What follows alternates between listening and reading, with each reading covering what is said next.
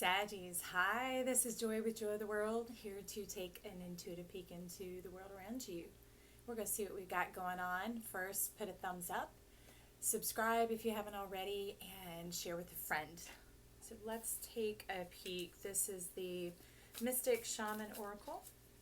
See what we've got going on for Saggies right now. Ooh, that's too many. Let's see what we've got for Saggy. Beautiful Sagittarius. 3, 2, there, I feel them. Okay. Sometimes they like to cling when I do readings. We've got 27, the Hunter, and 44, the Sacrifice. Hello. I'm going to get a couple more cards out before we dive into that. This is the Antique Anatomy Tarot. They're fairly new. I love them. They're really good at telling a story and letting us know. Here we go. Let's see. That's 3. That's a good start.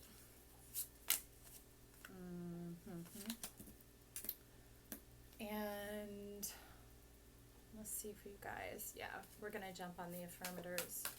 Just going in and getting a few laid out so that we can tell a more thorough story instead of me just jabbering away here. Often I do this before I turn the camera on, but this week they're like, just throw a few out, Joy, and see what's going on. There we go.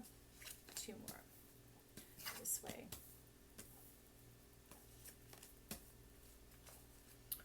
Okay. Give me just a second to see what we've got going on. So the Sacrifice, we're going to start there. We're going to start with some of the action that's wanting to come in here. And specifically, we, as a human, can tend to have the notion that a sacrifice is something that we don't want to give up. But I clearly see here it's something that you're wanting to offer. It is of your own heart. It is of your own devices, and it's something juicy. Take a look there. See that butterfly up in the corner up here in your hands? You're offering up something delicious, juicy, ripe, something that's ready. I'm getting kind of the hint that you've been working at this for a while, and it is more to do with your inner workings, not necessarily a tangible material thing that you're giving out, but it's like a nod to the divine. Something that you've been working in your mind that's finally come together. It's ripe, it's ready, it makes sense. And I see as you're releasing it from your hand that you're getting, you're asking for a clearer perception of what it's all about. You know what it is, but you're offering it up to your divine self, your higher self, your guides, seeking to know what it's all about, thus the 4 and the 4. The order and the purpose. Very powerful and in sync with some of the squares we've been having go on this year, but also with the Pluto retrograde. To me, Pluto let me know that it was going to be divine timing. It was going to be fantastic, that a lot of the struggle and sacrifice and difficulty, growth process that people have been going on through the fall, the winter, and the early spring was going to turn around. And on the retrograde, on the way back, we were going to be gathering in the fruits, gathering in the harvest, the rewards, the benefits, the perspective. And so that's what you're seeking here. And I like that it's at the top of the spread because you're actually calling it in. You're calling for that perspective. I see you asking for it. And that's quite valuable. So let's see what we have going on, what it's trying to activate in the potential. I'll show y'all again, and then I'm going to take a deeper peek. The Hunter. We can see layers going on here, which would make sense because in this card, I see you working your eyes, really trying to merge the image to get the depth perception, seeking more meaning in what this is all about.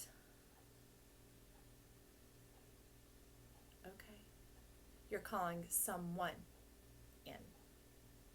So for many of you, this has to do with a relationship. Some of you, a relationship that you've already had, either an engagement or a meeting or maybe even an acquaintance, something like that.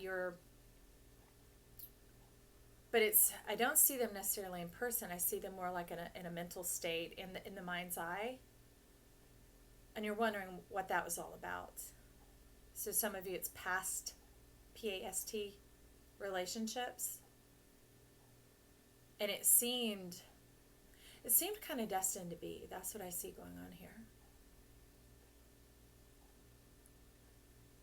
But there's something deeper going on. For some of you, it was a matter of time. It was a matter of time. In this case, you're saying both being on the same page. Because in order to meet up, you've got to agree upon a time, right? And I see that there were some buried emotions and some hidden agendas that, strangely enough, this person may not have been totally aware of, thus the term, they aren't exactly woke. Interesting. Well, there's something in their deeper self that's following a wisp. It's like a living star. It's an inkling.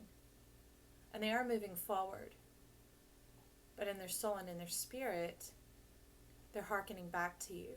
I see you lingering over their hearts. Let's take a look down here at the tarot to get a little bit more of what's going on. Okay, so first we see what this is required of you in this building was the Strength card.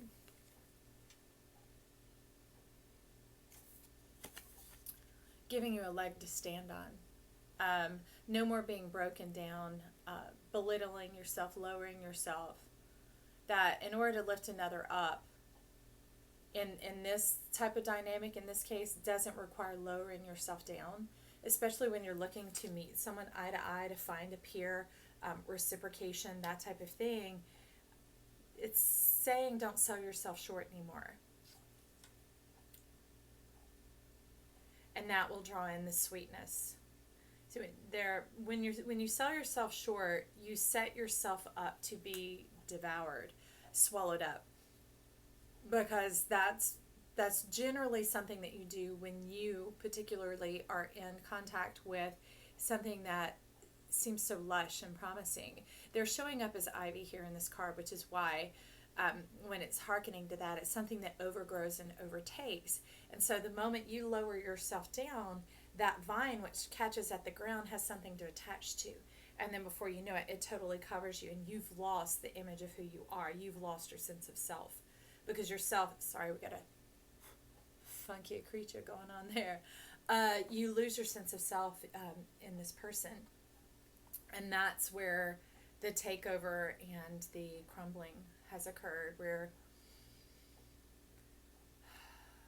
kind of it says it catches you on fire, it burns you up, it really consumes you, and you lose your foundation. And that's really difficult, because if a house, if a building, a dwelling loses its foundation, it's rubble. It's do-over, start again. And so that's what you're laying us in on here. Let's go ahead and jump to the next one rather than staying there with that. The Queen of Blades. Let's take a peek at her.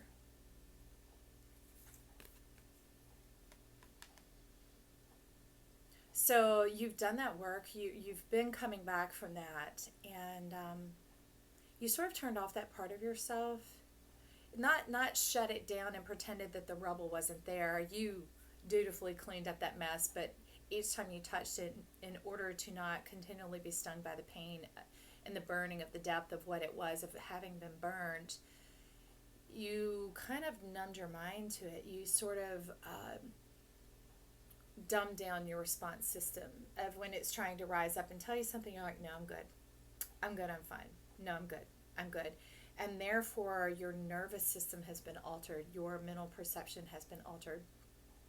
But I see her bright springiness trying to return, but there is fear that you have associated with that. It's like you've locked yourself into this ramrod, rigid, eye on the prize, get through this, determination. That's what I hear clearly. Okay, so you're determined, but you're determined in a sense that isn't true to your full self, because you're stifling some of your self-talk, some of your guidance of your spirit and your guides. So let's see what they're wanting us to take note of here. Alrighty. So we have the Lovers coming in. Interesting. I see y'all are in two different places right now. So any of you who are living together, of course, they're not there living with you. Some of you, you're in different states, different locales. And some of you are in totally different mental frames. Burdened by the loyalty that you had given here. But you're surrounded by a profusion of love. Begin to let the love that is around you, the friends and the devoted people, the loyal people who are around you, let that love begin to awaken you. And it's not overt. It's soft in a sense that it's gentle. It's not forced. No one has these expectations of you, but life itself is hoping and wishing that you would begin to heal and restore in this area, that it's not just about brick and mortar. It's not just about pinnacles, materials, things like that. You're a human heart. You are flesh and bone. You are spirit, mind, body, soul. And they're wanting your whole self to return, your whole self to engage in life. Like a car, it's an inanimate object until a driver gets behind the wheel. And Spirit says, let us be the driver. Let us get behind the wheel. Don't, that fear and determination rising up, going, I don't know if I want y'all in control of that again, because look what happened last time. But we're in the retrograde. We're returning now, and you're seeking to know what this is all about. Some of it that they're wanting to take you on is like a retrospect, a looking back, a driving through, not slowing down and getting bogged in it, but to take a reflective look. So let's see what that reflective look is down here. Okay, so under the strength and the sacrifice, we have the Five of Cups. This is reiterating what they're talking about is you have done the work in difficult mental, physical work of clearing and moving past that type of thing, but you have shut down on trusting yourself. You have closed up a lot of the spiritual grace that you had. Some of you are actually hiding your beauty as well. You are playing down your emotions. You're playing down your feelings. You're playing down your appearance, those type of things, in order to turn things away. And you'll know who you are if it's kind of pricking you in the heart when I'm talking about this. So Spirit's kind of like waving around. They're like these cattails up top. This golden wonder dust coming along going, let us love you. Let us love you. Let us in. Because without spirit, without breath in the body, without a driver behind the seat, you're inanimate, you're dead. It harkens back to that Ben Franklin quote, many die at 25 and are buried at 75. And it's like, they're not pointing in the backwards, going against the grain direction of what's the point of being alive. They're like, what's the point of being alive? It's to be alive. It's to be loving, to be loved, to be animate, to be your vibrant, beautiful Sagittarius self, to be excited, to be engaging in conversation, connecting with the world. They want you to reconnect, okay? And I see that here in the center because we have the Ace of Cups. And you can give yourself permission here. There's a lot of you going on, and they don't want you to lose yourself. They want you to be connected to yourself, to be divine, to be whole, to be unit, to be unified in and of yourself. Something is calling in over here. Okay. They're wanting you to merge with the flow. This is number 30, serendipity. Step into the unknown is what I'm hearing. You see, these are, it's funny, they're tropical heart-shaped leaves, but it is a profusion of them, a wall of them, and that's kind of triggering the ivy over here from this relationship. And you're like, no, Spirit. I'm not paying attention to you. I'm not looking at you. I know what's happened before. We spilled all my cups. I'm not going there again. But I can tell you, this is not Ivy. Okay? This is the unknown. It's lush. It's tropical. It's abundant. But there are hidden mysteries in there. And this is, first thing they're asking you to engage in is this connection with yourself. They're letting me know that you didn't so much have it before, which is how these things happen. That's how you lost your sense of self. And in a way, it was a nonverbal societal training of just the world and the vibration of life in these last however long you've been alive, kind of suggests in order to connect, you have to let go of part of yourself to take hold of this connection with that other person. When really it's a connection of the heart and staying whole and staying connected. See here, see your dragon. They're connected to themselves. They're all about them and not in an arrogant, self-centered kind of way. It's beautiful. It's got love, a profusion of love coming out everywhere. It is a divine connection with yourself. And you're being called in to merge with this flow, so it is obvious life is moving forward for you. And they're saying take the brakes off. Take the brakes off. So your spirit guide, your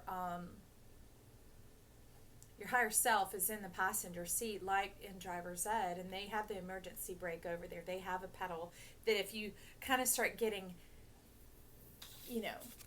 try and start heading down the avenue, they'll help you with the brakes. They're here to make this a more fortuitous expedition is what I hear. Okay. So under the Lovers, we have the Three of Pentacles. Look at that. So it's bringing in, I love it, it's celebration. And it's divine connection with others around you. But it's about that leveling up. It's about that going beyond where you've been. Kind of like life, instead of just a circle, it's more of that spiraling up. It's that ascending and that layering and that level effect. And producing results that you desire. That in order for anything to be built upon the foundation that you've restored, you need to move forward. Do that moving forward. Drink of your own cup. It's like a magic elixir. It's full of life. They say it's full of joy. It's full of joy, the magic of life, the thing that causes things to be more than they are. It takes the ordinary to the extraordinary. It kind of puts the sparkle and shine in the bubbles in life. It puts the nuance, the edge, the spice, the flavor, the zeal. So let's see what's going on over here with this one. Okay, number 16, Merak. Embrace oneness with the universe. Look here how she's on her tiptoes, stepping softly. That's what they're really hearkening to here. They're saying we're not thrusting you, we're not pushing you out there, which I got pushed. But in your case, they're not thrusting and pushing. It might feel that way, but they're wanting that soft, gentle awakening, like these little carnations all over the place. And if y'all don't know, the rose wasn't the first symbol of love for deep love and intimate love. It was the carnation. They last a whole lot longer once they're cut. But that's what they're saying here. Step in softly. Put your toe in the water. Just begin to try it, because it just takes that first step, is what I hear them say. That first step, that first action, that first offering is where the answers begin to come. It's kind of like if you're asking someone a question, you get the answer when you stop talking. Meaning when you're ready to receive. Okay, so these are calling to me. Let's see what we've got. A couple more to find it. Okay. Well, it is reverse. Again, my decks, I don't keep reversals in them, but when a reversal comes, it's necessary. So let's take a look. I'll show you guys. The Seven of Cups. Yeah, it's harkening back to this Ace of Cups. It's about restoring your crown. It's about this Pluto retrograde going on. All that you've poured out, all that you invested, went down into the ground like seeds. And on this return trip, oh, that's so funny. Okay, so I saw y'all in the car, and now you're in the car, and your spirit's in the passenger seat. Your future self is over there, like your driver's ed teacher, right? With the brake to slow it down if anything gets out of control. They're just asking you to get in the car because they want you to begin to go gather your harvest, to begin to take hold of what it is that was being sown, and so you can be shown what it's all about. Life isn't holding out on you. They're asking for your permission. They're asking you to take this action, to get your body in the car, to see what this is all about, because to them even, this is a mystery. They need your eyes to see it. It's like the storyteller.